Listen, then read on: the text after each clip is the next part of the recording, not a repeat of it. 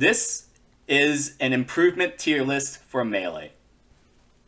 A lot of people, when they approach Melee and they play for the purpose of improving, a lot of people don't exactly approach it right. And I'm somebody who has been attending tournaments since November of 2016. So I got like 2 months of 2016 of tournament experience, like more like a month and a half, really. And then 2017 onwards. So I consider myself that I really entered the scene around 2017. And throughout my years of playing, within like, I want to say like 2 or 3 years, I reached top 100, number 70 in the top 100 2019 rankings. So, so basically, I I put a lot of time into the game for sure. There's other people where I noticed that they also put tons of time into the game, but they did it so very inefficiently. They didn't exactly like they poured a lot of time into the game, yet they didn't get the results that I thought that they should be getting. And throughout my experiences, my personal experiences on what really gets you results, what really helps you improve really fast, how I'm still improving right now, I feel I'm pretty qualified to talk about this subject. So the chat, I stream here, twitch.tv/KoDoRiN1, and number one, by the way. And the chat voted to start at the bottom, unlikely to help you improve. These are habits where I've seen some people do where it arguably makes you worse at the game. And I guess to start it off, there's this image of this guy in a Mario costume playing with his little brother in a Luigi costume. This is basically supposed to represent degenerate friendlies, where when your friendlies just become just as productive as playing with your little brother in a Luigi costume. You're definitely not improving. This is definitely fun to do. I'm not denying that. This is really fun to do when you're up at 3 a.m. playing Hyrule Castle with your buddies, but certainly this is doing next to nothing to actually improve. Now, I doubt most of you are actually doing this with the intent to improve. You're just doing it because it's fun and, it's a recreational thing, and that's totally fine. But, I've also seen people where they're all like, oh, I pour a lot of time into the game, but, like, half of it is doing this, so it's like, what are you expecting? And so, I'm not going to spend too much time there. That one's relatively self-explanatory. What about this one? What does this one represent? This represents having multiple mains at once. You have your dual main, you tri main, whatever. This is definitely very tempting to do when you have a weak matchup in X stage. But unless you are like a top level competitor, this is most likely something you're only doing in the short term. Like, say you're a Fox main that gets counterpicked to FD by a Marth, and you feel compelled to switch, like, Sheik or Puff or whatever. Again, unless you're a top level competitor, and even then that's debatable, you are missing out an experience to overcome the weaknesses of your character, thus, missing out on learning experience.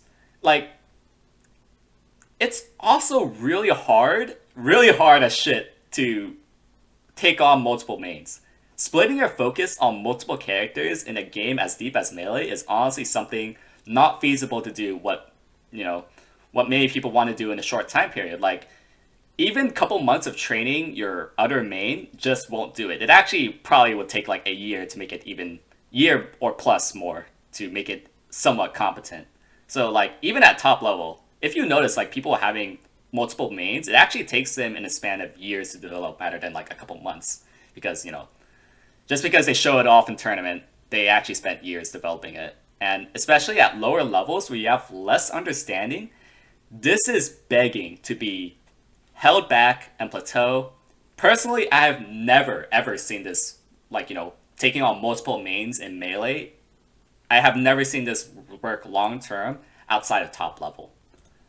So, what's the next on the list?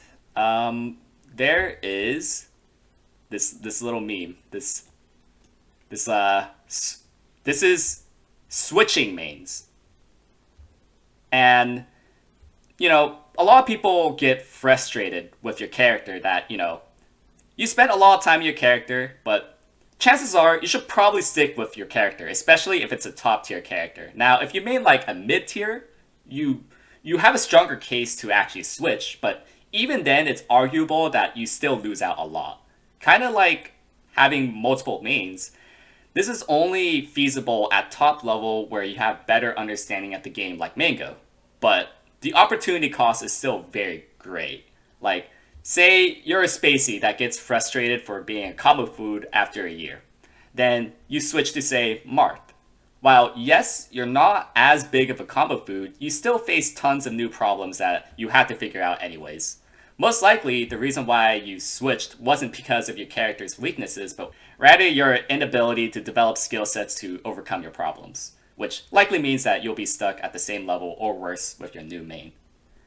I mean, it's totally understandable if you want to switch because you legit feel like you have more fun with another character. Like, that's an understandable reason. However, if the fun aspect stems from winning, that's, in my opinion, not a valid excuse. And you should, again, try to overcome your problems developing skill sets rather than running away to another character. While there are a lot of valid reasons to switch mains, bear in mind that it's always an opportunity cost. And I have never seen somebody actually fully switch mains and actually benefit from that opportunity cost. And, just a little shower thought, like, do you think Mango would be better right now if we continue to main Puff? I don't know. So, that's the tier of unlikely to help you improve. These are all unordered, so now we're going to move on to the next tier where doing this might help you improve. Maybe. So, why don't we move on to this? What does this kid playing represent? This represents unfocused practice sessions, where, what do I mean by that? I mean just either booting up unranked or solo practice or something and just playing for the sake of it. And this does have some merits. It can help you develop motivation to continue playing. It is fun to just play on unranked all day. It can help with some improvising skills and, just going along with the flow. It can help with detachment and help you think abstractly, a lot of things. But if you overdo it without any focused practice session of some sort, you will definitely have some deficiencies that will develop with some reality check in tournaments. It's alright to do, but having focused practice sessions is really necessary to really help you improve. Alright, so what is this? What is this really ugly Triforce that looks pretty damaged? Now, raise your hand if all you do is just boot up on unranked and grind all day. There is some merit to just grinding unranked, as it could be an additional good source of friendlies, but however, if it's all you do, then you're overdoing part of the Trifecta. What exactly is a Trifecta? I'll explain this later on, more in depth, where for the must-have for anybody serious about improvement, it's 3 necessary components. It's solo practice, it's friendlies, and it's analysis.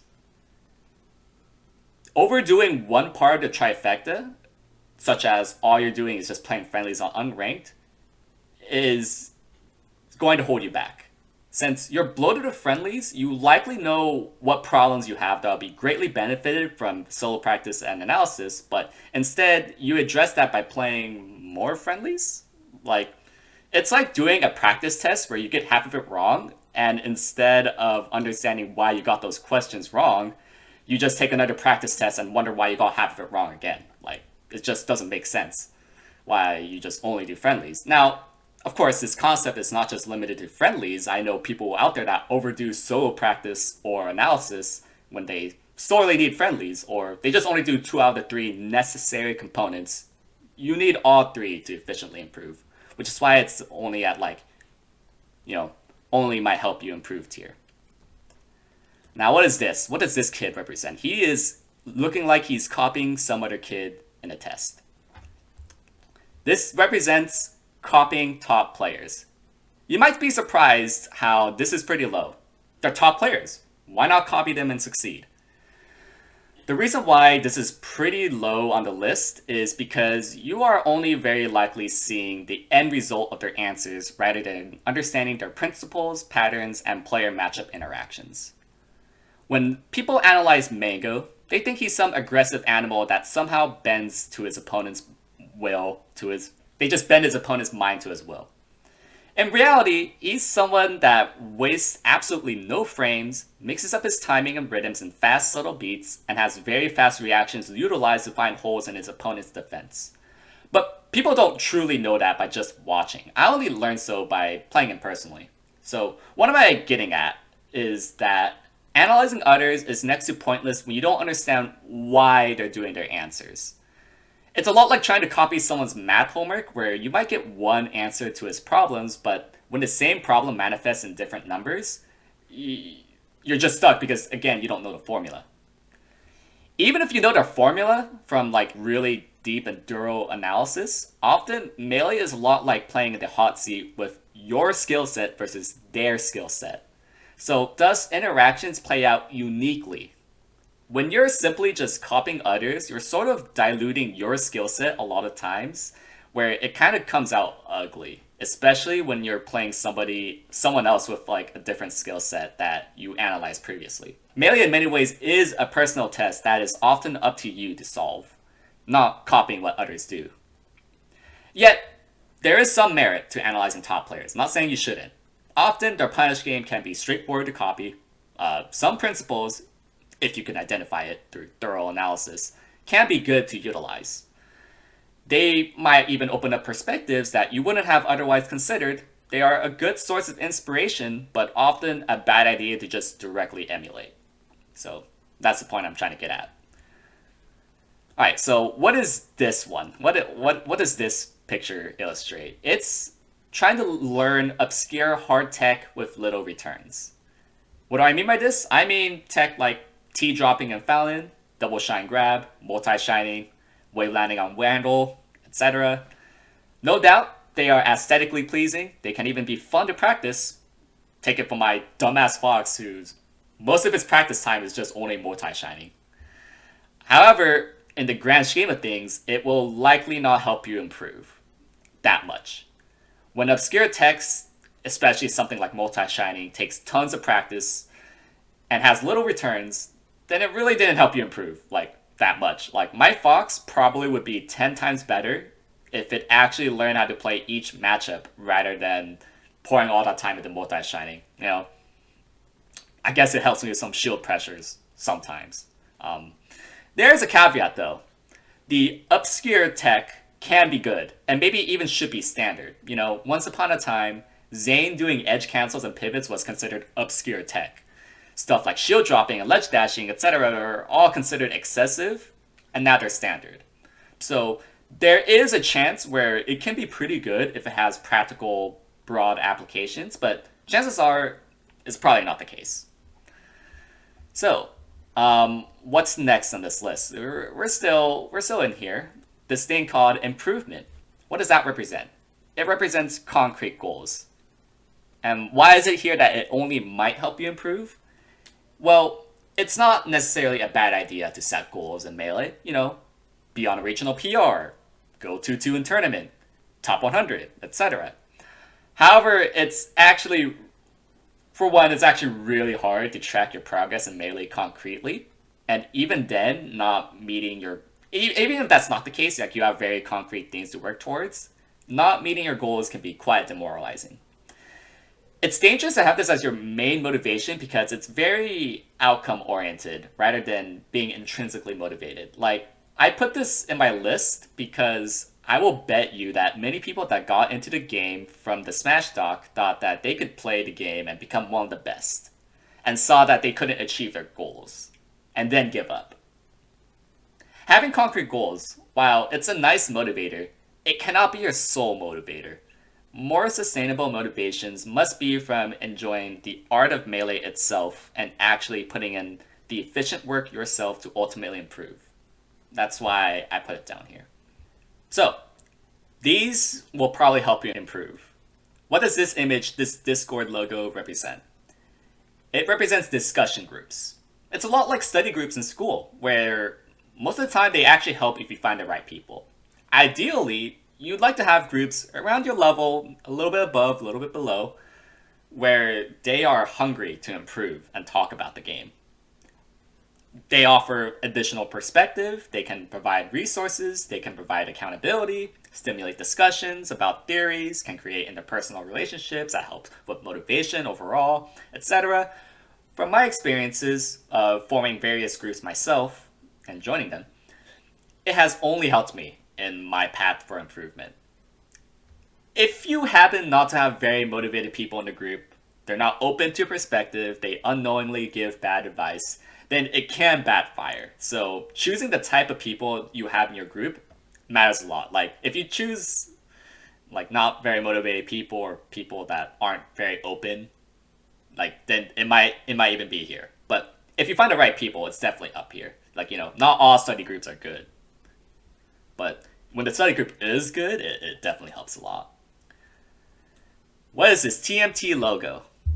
It represents entering tournaments. Ever heard of local heroes in SoCal like Captain Faceroll, Squid, Null, and many others? It's no surprise that from their tourney grinding, they became one of the best in SoCal. Top 20 in the PR. Grinding locals is like grinding tests. Since you know the stakes are higher, you naturally take it way more seriously and give it your all. And since your mistakes are amplified, because you know it actually matters, you take greater note on how to improve from it. Ideally, anyways. Often, learning from even just... There's studies out there that even learning from just practice tests are actually more beneficial than pure studying, due to the adrenaline rush from knowing the greater stakes that a test presents. So you take in more. But there is a limit to how much tournaments can be useful. Aside from maybe the financial gains from it, from an improvement perspective, it's probably not as helpful entering yet another tournament when it's leveraging the improvement trifecta, which I'll talk about later when I get to the top tiers. You're not going to learn mistakes from your test if you don't sit down and analyze what you did wrong to improve. So consider maybe not entering 2 tourneys a day, learn what you did wrong, and improve from there so the next tournament you enter can go up in results. What is next? What is this buff guy? What does he represent? He represents taking care of your body. This can mean a lot of things. It ranges from eating well, sleeping well, exercising, etc. This means that you have a healthy body with also a healthy state of mind with as many objective measures as possible. Like you're considered a healthy person with a normal BMI, not missing out on sleep, working out, etc. This will probably help you improve. When you're healthy, you naturally take in more information. You have better reaction time.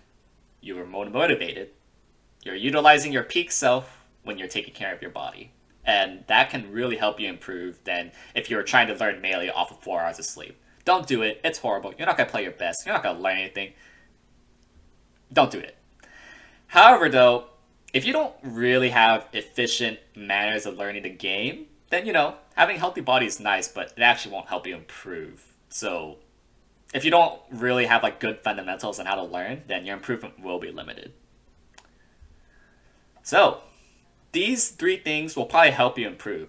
Now, what do I think personally is a must-have for anybody serious about improvement? I'll go with this. What does this Craigasm represent? It represents having a mentor, a teacher, a coach, any of those sorts.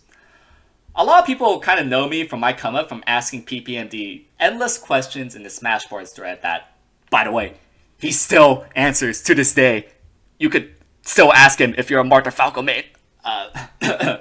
For Marth and Falco.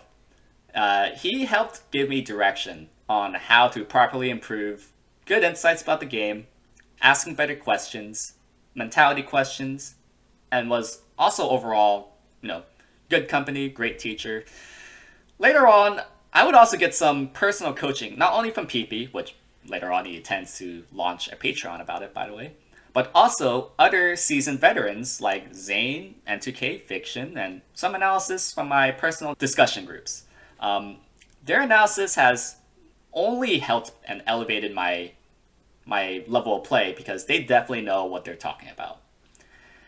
Having a mentor or a coach of some sort is a lot like having a guided walkthrough on how to be good at Melee. You could definitely just do this all by yourself, but it's definitely a struggle. you can instead just streamline the process yourself by asking others for help, such as me, where I'm always happy to answer any Melee question, and I offer personal coaching at a reasonable rate in my patreon.com/KoDoRiN or Cone's Academy. Shameless personal plug. It is possible to have a bad coach, a mentor to some capacity, so do some background research on the type of person that you're asking for help before, you fully trust them with your questions and your help. And also, DrugFox is also a great resource. You should check him out as well. We have this trifecta, this beautiful Triforce. What does this represent? It's the three things: solo practice, analysis, and friendlies. Solo practice is dedicated to improving your general tech skill, and you can also imagine scenarios where you could do inputs of your theorized solutions until it becomes second nature. It's also known as shadowboxing. Analysis is dedicated to seeing what you did wrong, which is easier than ever to do with Slippi replays. Usually, it's a good idea to have some theme on what you want to improve on, like, how can I push this edge guard further? What edge guards did I miss? So then it's simple, you know the goals that you have, you know what to improve on later. But if you really can't think of any, a good place to start is how did you get hit? Try not to over-focus on one scenario, rather see if there's an overall emergent pattern of why you got hit continually. Friendlies is where you bring it all together. Ideally, your tech skill and decision making should be tight from solo practice, and the problems that you had should be solved from analysis. Inevitably, you will probably make mistakes in your friendlies, which you can later analyze on what you did wrong. Then use solo practice to rectify them, so you rinse and repeat for friendlies. So it's all one big cycle, all one big trifecta. They are all related to one big cycle of improvement that usually cannot go wrong. It will depend on what you need more of, what do you need more practice on? You need to lean it more on solo practice, maybe more on analysis, more on friendlies. It will depend what you need more, and it's your judgment to discern, since you probably know yourself the best. Now, what can go wrong is that you might do one part of trifecta completely wrong. And in that case, it's not a bad idea to just ask for help from better players to see, what's the proper way of going this, going that, etc. So, what's next on this list? You all know this logo. It's the SSBM Tutorials logo. It's reading/watching guides, info, and outside sources. What do I mean by this? I mean, guides like SSBM Tutorials, other guides like Lod's Improvement Guide. There's a Google Drive of PPMD's posts and Smashboards. There's Cardano's research. There's Chef Rock's cookbook. There's tons of other sources out there that has done the work for you. And it's really up to you to actually read up and implement. This isn't limited to just Melee-related guides, by the way. It's also outside sources like, the inner game of tennis, the art of learning, etc. So reading is like watching a walkthrough of someone else's problem, and it's probably a good idea to take notes on what they did so you can try to apply it to your own problems. Now, they do have a good framework that's established. Some of the sources can be wrong as time goes on. Some of Cardano's flowchart in his post is wrong because he did not take into account to some variance in slight DI, port priority numbers, etc. So having some critical thinking to assess what's accurate today, or just asking other current pros if this is up to date, isn't never a bad idea to ask. Still, having a framework to criticize is a lot easier than having your own entire framework that's likely 10 times more flawed than Cardano's decade-old work. So consult other sources, you should do it. What's next? Y'all know this logo. It's the Healthy Gamer logo. It represents mindset. This is something that I am grateful that I learned early on when I asked PPMD about mindset-related questions when I choked in a tournament, like my first year of playing. It's when I realized that mentality in Melee is only going to be more and more relevant as I get better. I asked PP on how to improve my self-deprecating mindset, and he listed cognitive exercises combined with meditation that really helped me overcome that mental problem. Like Melee, there's always new problems. to solve the mentality.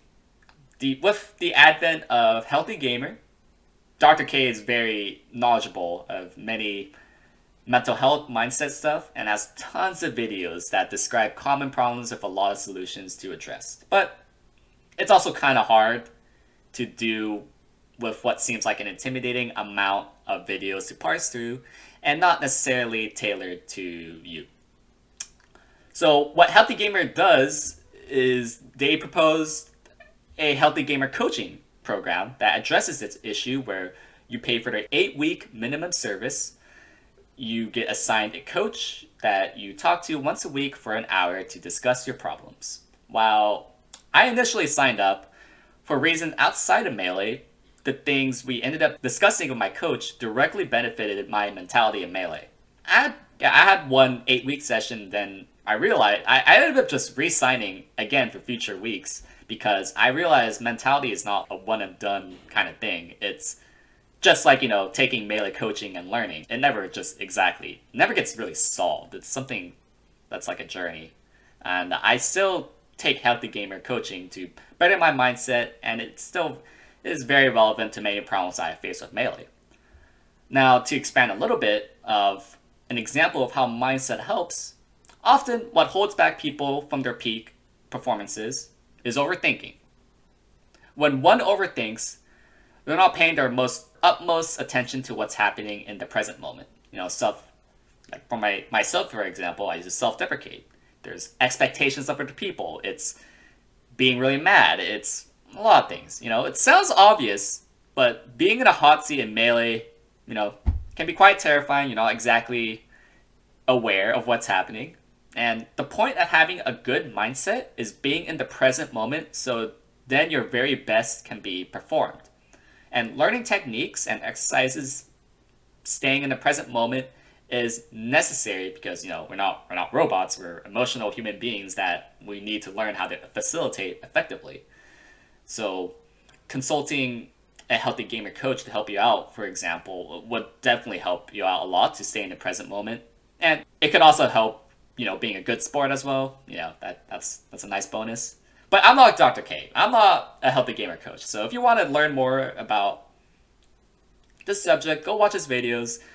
Go sign up for their coaching program, and it will probably help you out a lot. So, last on the list is this logo. Why is Falcon's knee up here? This represents learning ubiquitous tools such as replays, I need data, and etc. that streamlines and breaks the game down very efficiently. So this represents I need data, and instead of learning 100 digits of pi, why not have a calculator that just tells you so, or some program that just tells you all 100 digits of pi instead of just learning it on the spot. Learning ubiquitous tools like I need data, Slippi replays and analysis, and Uncle Punch replays will help you set up easily scenarios to effectively parse and dissect properly. You want to learn what percent you could tech Mart's Tipper S Smash? Use I need data to tell you what percent you can no longer ASCI down to Omsatech it. What percent does Fox's Snare knock down? Use I need data or find out firsthand with Uncle Punch replays. What move did you get hit by a lot in neutral? Slippi replays can just tell you. I admit those tools can be intimidating to learn, so be sure to consult tutorial videos and or someone familiar with those tools to help you. And they're efficient tools that you should not pass up because they streamline improvement very fast. And otherwise, your alternative is learning 100 digits of pi. That's not fun and way too much work.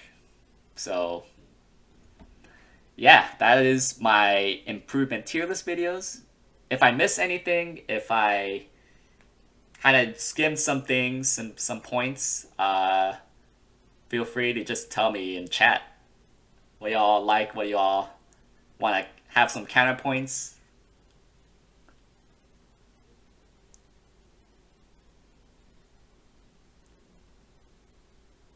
Yeah, that should be my entire list.